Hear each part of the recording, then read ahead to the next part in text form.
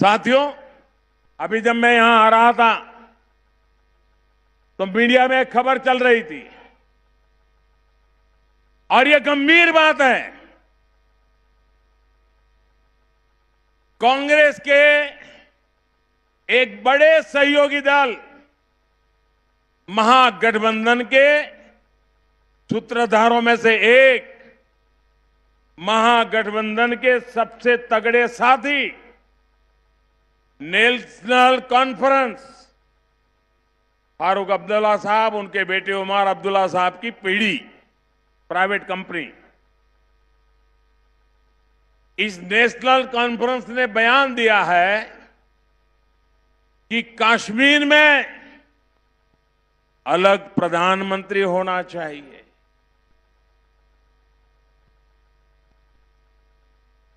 आप मुझे बताइए, कांग्रेस के साथी पार्टी की ये मांग आपको मंजूर है? हिंदुस्तान में किसी को भी मंजूर है? वो कहते हैं हम घड़ी की सुई पीछे ले जाएंगे और 1953 के पहले की स्थिति पैदा करेंगे और हिंदुस्तान में 2 प्रधानमंत्री होंगे, कश्मीर का प्रधानमंत्री अलग होगा। मैं जरा जानना चाहता हूं, जवाब कांग्रेस को देना पड़ेगा। महागठबंधन के सभी पार्टनरों को जवाब देना पड़ेगा।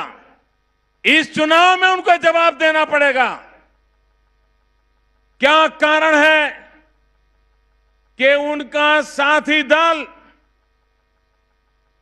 इस प्रकार की बात बोलने की हिम्मत कर रहा है? कुछ दिन पहले उनके एक पार्लियामेंट के उम्मीदवार ने ऐसी बदतमीजी की थी, भारत को गाली देने की खुली घोषणा की थी, लेकिन कांग्रेस पार्टी और नेशनल कॉन्फ्रेंस इस विषय में चुप बैठे हैं और दिल्ली में मीडिया भी एक दिन के बाद विषय को भूल गया। आज उन्होंने दूसरी हरकत की है। उन्होंने कहा है कश्मीर का अलग प्रधानमंत्री होगा। मैं इन महागठबंधन के सभी साथियों को पूछना चाहता हूं, बंगाल की दीदी, बहुत चिल्लाती हैं आप, जरा जवाब दीजिए। ये नेशनल कॉन्फ्रेंस आपके साथी हैं। क्या ये नेशनल कॉन्फ्रेंस की दूसरे प्रधानमंत्री की मांग, इससे आप सहमत है कि नहीं है? देश की जनता को जवाब दीजिए। यहां पड़ोस में आंध्र प्रदेश में यूटन बाबू बैठे हैं। ये यूटन बाबू अभी 2 दिन पहले वो बड़ा स्पेशल गमछा लगा करके फारूक अब्दुल्ला के साथ जुलूस निकाल रहे थे। जरा यूटन बाबू बताइए, और आंध्र की जनता भी चौंक जाइए, चेत जाइए। ये चंद्रबाबू है जिसके बगल में फारूक अब्दुल्ला वोट मांगने के लिए निकले हैं और जिनका बेटा कश्मीर में अलग प्रधानमंत्री होने की मांग कर रहा है। क्या चंद्रबाबू को वोट मिलना चाहिए क्या? मैं पूछना चाहता हूं श्रीमान शरद पवार जी को,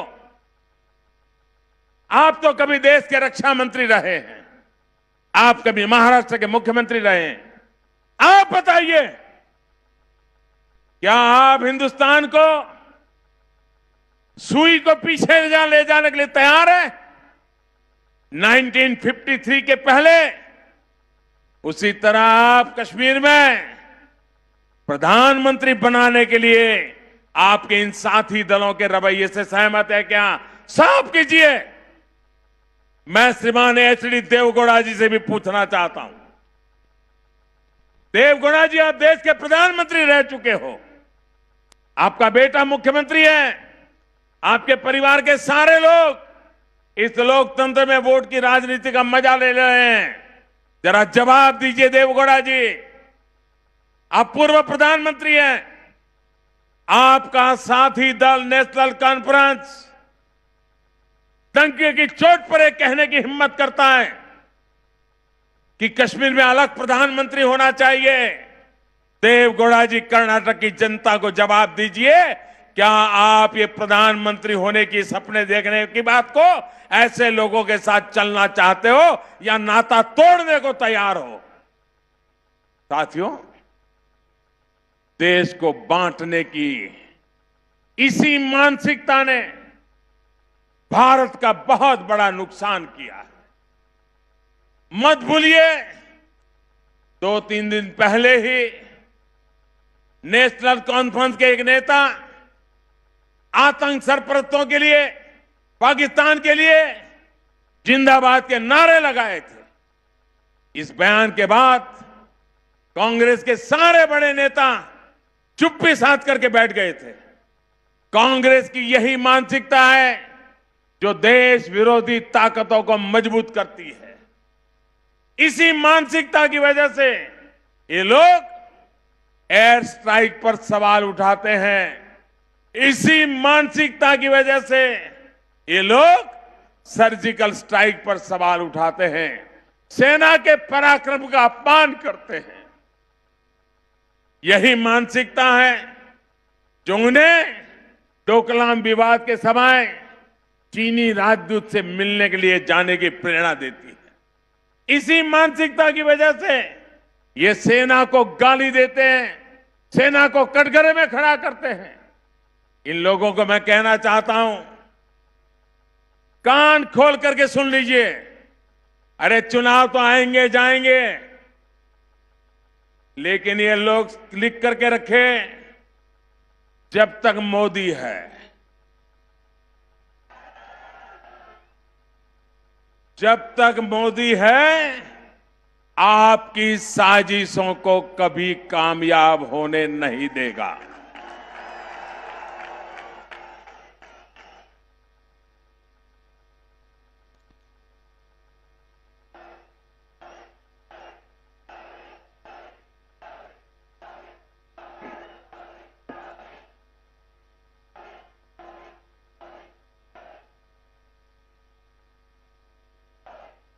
मोदी देश के दुश्मनों और देश के लोगों के बीच दीवार बनकर के खड़ा रहेगा, ये लिख करके रखिए।